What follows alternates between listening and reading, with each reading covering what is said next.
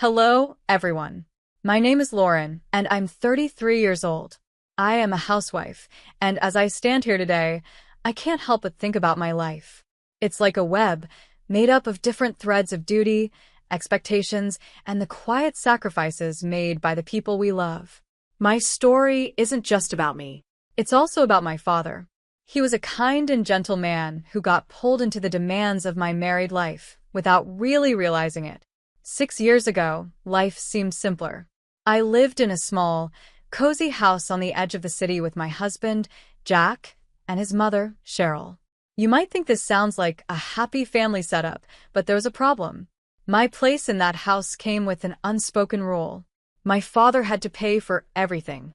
Every month, he quietly took care of all our bills. He never complained or showed any discomfort, but I could see how hard it was for him. Living with Jack and Cheryl wasn't easy.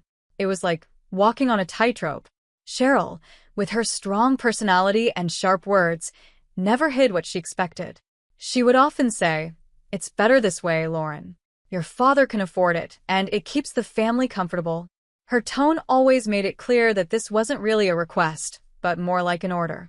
As for Jack, he didn't say much. He just stood by, letting things happen. His silence was loud, almost as if he agreed with everything that was going on without needing to say it. Even though it was tough, I loved Jack and believed in the commitments I made when we got married. That's what kept me there, in that house, hoping things would somehow get better. Every day, I wished for a change. I wanted a sign that things could be different, that we could be a real family, one bound by love, not money. But deep down, I knew that I was holding on to a dream that wasn't real. It was a fantasy, and it was slowly being crushed by the weight of unspoken rules and fake smiles. Now, as I sit here thinking about those years, I realize how much they shaped me. They taught me about being strong, about the bittersweet truths of love and family. But the hardest part of my life was still ahead of me. It all began with a phone call that changed everything. The day my father died was the day my world fell apart. I remember every detail like it happened yesterday. The phone call was urgent, and I rushed to the hospital. The halls there were cold and empty, as if they were grieving with me.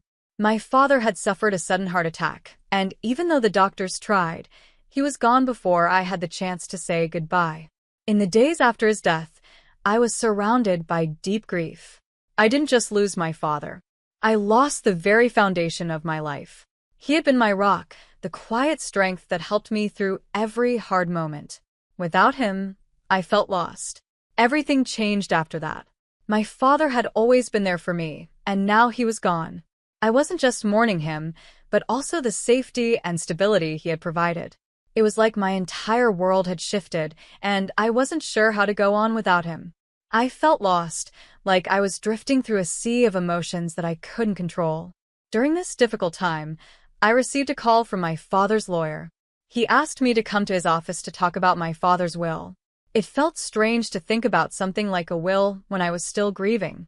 When I arrived at the lawyer's office, everything seemed cold and organized, the complete opposite of how I felt. I sat there in silence as the lawyer explained what my father had left for me, his only child. He told me that my father had left me $80 million and a beautiful house in one of the best neighborhoods in the city. The amount of money was so large that it didn't seem real. I could hardly believe it. A part of me even wished there had been some kind of mistake. I went home feeling the heavy weight of this inheritance on my shoulders. As soon as I stepped through the door, I noticed that something had changed. Cheryl, my mother-in-law, who usually looked at me with cold, calculating eyes, now had a different look, one of greed. She cornered me in the living room, her voice dripping with fake sympathy. "Lauren," she started, but soon her tone changed, becoming firm and demanding. "You need to transfer the $80 million to my account and give the house to Jack. It's what's best for the family." Her demand hung in the air like a dark cloud. I was still struggling with the pain of losing my father, and now my mother-in-law wasn't offering me any comfort or support. Instead, she saw this moment as a chance to take something for herself and her son. I couldn't believe the nerve she had to ask me to give away everything my father had left me. In that moment, I realized that their kindness had never been real. It had only lasted as long as my father could provide for us. "I can't do that, Cheryl," I said, my voice sounding stronger than I felt inside. "That money and the house were my father's final gift to me. I won't let anyone take that from me." Cheryl's face twisted in shock, and then her expression turned to rage. She stepped closer to me, her voice now a threatening whisper. "You will regret this decision, Lauren. I promise you that." As I stood there, refusing to give in to her, the house suddenly felt smaller. The walls seemed to close in on me, and I could feel that a storm was coming. I had stood up to Cheryl for the first time, but I didn't know what the cost would be. I knew that my life was about to be turned upside down, and I braced myself for whatever would come next. The fallout from my decision was quick and harsh. In just a few days, the home I shared with Jack and Cheryl became a battlefield. The air was thick with hostility, and the silence between us was full of accusations. Jack, the man I had once loved and trusted, now looked at me with confusion and resentment. He seemed torn between his mother's manipulations and the life we had built together. Things reached their breaking point one cold morning when Jack handed me divorce papers. His hands were steady, but he couldn't meet my eyes. "Lauren, this is how it has to be," he mumbled, almost like he was talking to himself. His words felt like a dagger to my heart, already bruised from everything I had been through. I couldn't believe it had come to this, but deep down, I knew that this was the price I had to pay for standing up for myself. I realized in that moment that I wasn't just losing a husband. I was being thrown away because I no longer fit into the life they had planned for me. With a trembling hand, I signed the divorce papers. My signature was more than just ink on paper. It marked the end of one chapter of my life and the start of a new, uncertain one. As I packed my things to leave, Cheryl stood in the doorway, watching me with a satisfied smirk on her face. She couldn't hide the cruelty in her voice when she said, "You brought this on yourself." Her words stung, but I didn't respond. I just kept packing, knowing I was leaving behind a life where I was never really valued. Once the divorce was finalized, and I was officially on my own, I moved into the home my father had left me. It was a beautiful, large estate, very different from the small house I had just been pushed out of. Alone in this big house, with its long hallways and empty rooms, I struggled to find any sense of normalcy. The silence felt overwhelming at times, but I reminded myself that this was my new beginning, even if it felt strange and lonely. But life wasn't done throwing challenges at me. Not long after I moved in, I learned that Jack had been in a bad accident at work. He was a security guard and something went wrong, leaving him with a broken leg. He couldn't work anymore. The irony didn't escape me. He had once been strong and confident, but now he was out of a job and helpless. A few days later, Jack showed up at my doorstep, leaning on crutches. His face was full of desperation. He looked like a completely different person from the man I had once loved.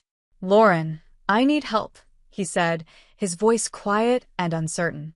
"I've made mistakes, but I'm in a bad place. I can't work, and I don't have anywhere else to go." I could see the pain in his eyes, and part of me wanted to help him.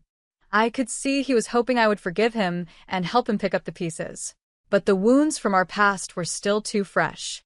The betrayal was still too deep for me to overlook. I had learned the hard way that I needed to put myself first, no matter how much it hurt to say no. "I'm sorry, Jack," I said, my voice steady, though I felt a storm inside. "I can't. You made your choice, and now I have to make mine." As I closed the door on Jack, it felt like I was closing the door on my old life as well. The final connection to that painful chapter was gone. It was time for me to focus on rebuilding not just my home, but my entire life. The journey ahead was mine alone, and I knew I had to move forward, stronger and more determined than before. As I settled into my new reality, the quiet, empty rooms of the house my father left me no longer felt so lonely. Instead, they started to feel full of possibilities. This house, with its beautiful gardens and sunlit hallways, was a place where I could start over. It was where I would find myself again. I knew there would be challenges ahead, but I was ready. The struggles of my past had taught me to be resilient. Now, it was time for me to build a life on my own terms, without anyone else trying to control me. This was my chance to rise from the ashes, stronger and wiser, and create a future that truly belonged to me. I began to imagine a new purpose for my life, one that would not only help me heal, but also give back to others. I thought about creating a safe and welcoming place for elderly people who didn't have a home of their own. This idea was inspired by my father's dream of always wanting to help the community. He had a deep desire to give back, and I wanted to honor that. I decided to turn my estate into a home for the elderly. My goal wasn't just to provide them with a place to stay, but to build a lively and warm community where they could share their stories, wisdom, and laughter. I wanted it to be a place where people could feel at home and truly live out their golden years with joy. I put all my heart, energy, and resources into fixing up the estate. I worked on every room, making sure that each space felt comfortable and welcoming. Every small detail mattered, from the furniture to the decorations. I wanted the house to feel like a place full of warmth and kindness. The work was hard and tiring, but at the same time, it was incredibly rewarding. With every new thing I added to the home, I felt a bit of my old pain healing. The physical effort of renovating the house was also healing for my emotional wounds. As I worked day by day, I finally started to accept the end of my marriage and the betrayal that came with it. I realized that building this new home was not only creating a future for others, but also helping me move forward from my past. As the house neared completion, I started meeting the people who might move in. Each elderly person I spoke to had a unique story to share, and their faces showed a lifetime of experiences. There was hope in their eyes, and I could see they were looking forward to this new chapter in their lives. I listened closely to their stories, which were full of strength, resilience, and life lessons. Soon, the house started to fill with its new residents. The once empty rooms were now alive with conversation and laughter. One of the first residents, Mrs. Theresa May, stood out. She was an energetic 85-year-old with bright eyes and a love for storytelling. She quickly became the heart of our little community, sharing stories from her youth that were both funny and wise. Every evening, she would gather everyone in the common room, filling the space with laughter and sometimes even a few tears. One evening, while we were watching the sunset from the porch, Mrs. May turned to me and said, "It's all about making the most of every day, dear." Her words hit me deeply, reminding me that time is precious, and it's important to live every moment fully. In this new life, I found joy in the simple things. We shared meals together, celebrated birthdays, and spent time just listening to each other. The house was no longer just a building. It had become a living, breathing community.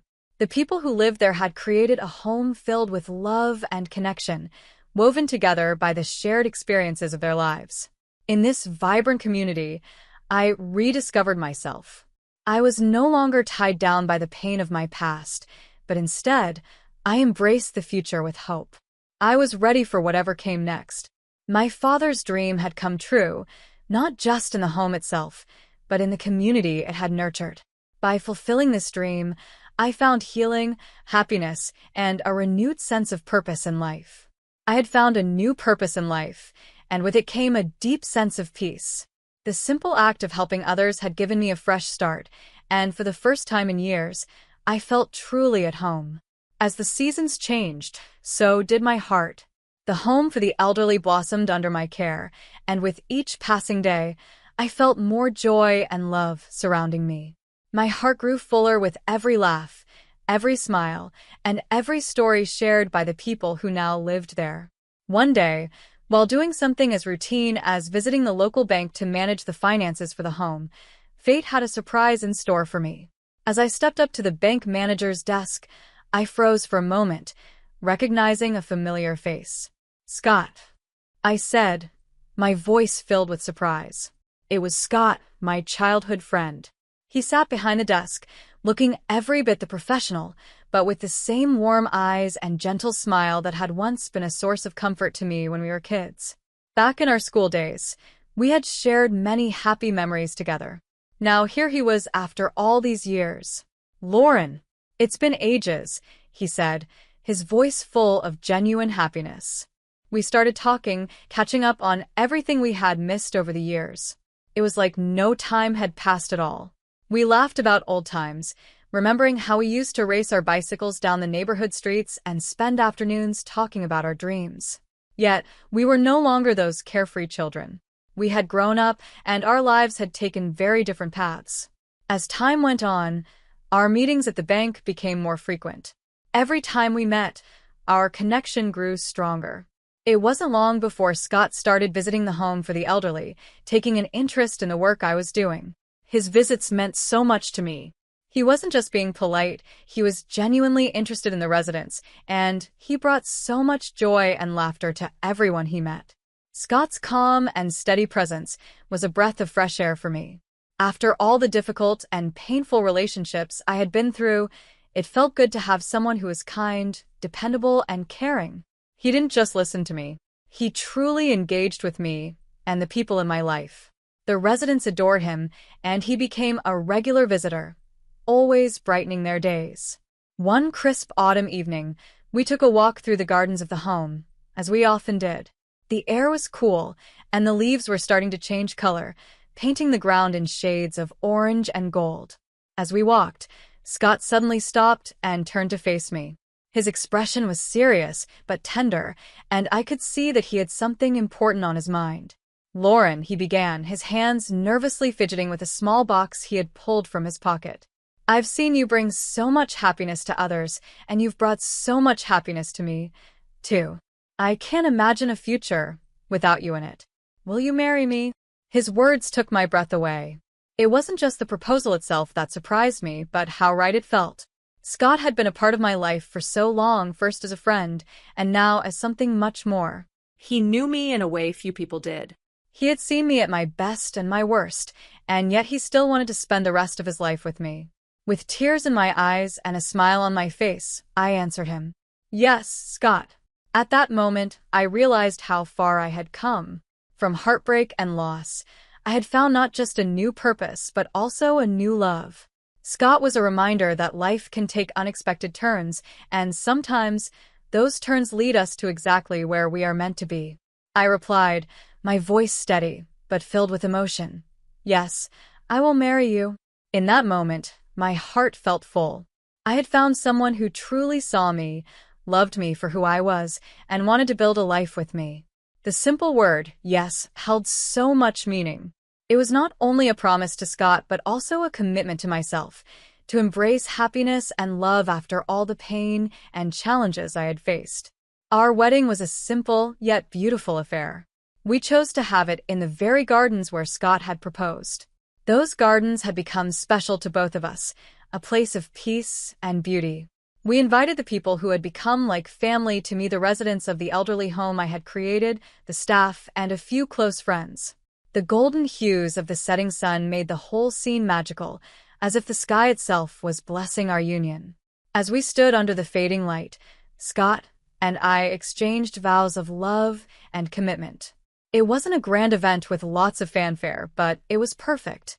It was real, sincere, and full of heart. We promised to stand by each other through life's ups and downs, to always be kind, and to support one another. I knew, deep in my heart, that Scott was the partner I had always needed but had never expected to find. Life with Scott brought a sense of completeness I had never known before. It wasn't just about being happy. It was about feeling whole. Together, we faced the small challenges of everyday life, from fixing little things around the house to handling responsibilities at the elderly home. But no matter what came our way, we always tackled it together. Scott was supportive and kind, always offering a comforting word or a helping hand when I needed it. The house, which had once been a symbol of my fresh start, now became a symbol of our shared future. Every corner of the house seemed to reflect the love and happiness that had blossomed between us. The same halls that had once echoed with my loneliness were now filled with laughter, conversations, and the warmth of a loving home. I could see how much my life had transformed, and I was grateful for every step that had led me to this moment. Looking back on my journey, I realized how far I had come. From the dark days of despair and uncertainty after my father's death and my difficult divorce, to the joy and peace I now felt, it was an incredible transformation. Life had thrown many challenges my way, but each twist and turn had taught me something valuable. The pain I experienced in the past helped me appreciate the beauty and happiness of my life now. If I had never gone through those difficult moments, I might not have understood the value of what I had now. The tough times had made me stronger, more resilient, and more aware of the importance of love, kindness, and community. I realized that life is full of unpredictable twists, but each step along the way had brought me closer to where I was meant to be. The elderly home I had created also became a special part of our journey. It was more than just a place where people lived. It had become a thriving community. The residents were like family to me, and they had welcomed Scott into their hearts just as they had me. Our home was filled with laughter, stories, and love, not just from us but from everyone who lived there. The sense of belonging and connection made every day meaningful. I often found myself reflecting on the power of new beginnings. With every sunrise, I was reminded that life is full of endless possibilities. No matter what challenges or hardships come our way, there is always room for hope and growth. Change is not something to fear, but something to embrace with an open heart. I had learned that lesson the hard way, but I was grateful for it. Scott and I began to plan for our future together, always looking ahead with excitement. We dreamed of expanding the home for the elderly, making it even more of a sanctuary for those who needed it. We wanted to continue helping others, just as my father had always wanted. In a way, by living out this dream, I felt like I was keeping a part of my father's legacy alive. I knew he would have been proud of the life I had built and the choices I had made. Together, Scott and I shared a deep sense of purpose. It wasn't just about our love for each other, but also about the love we shared with the community around us. We had found a way to blend our personal happiness with a mission that gave our lives deeper meaning. Each day felt like a gift, filled with moments of joy and connection. As I think about the days ahead, I feel a sense of peace. I know that life will continue to bring challenges, but I also know that I have the strength to face them. With Scott by my side and a community that thrives on love and respect, I look forward to whatever the future holds. I am no longer afraid of what's to come because I have learned to embrace the changes and the opportunities that come with them. In the end, I am profoundly grateful for everything the good and the bad that brought me to this moment. Without the pain, I wouldn't have appreciated the beauty of my life now. With each new day, I am reminded of how far I have come, and I know that the journey ahead will be filled with love, laughter, and endless possibilities. Life is full of surprises, and I am ready for whatever comes next.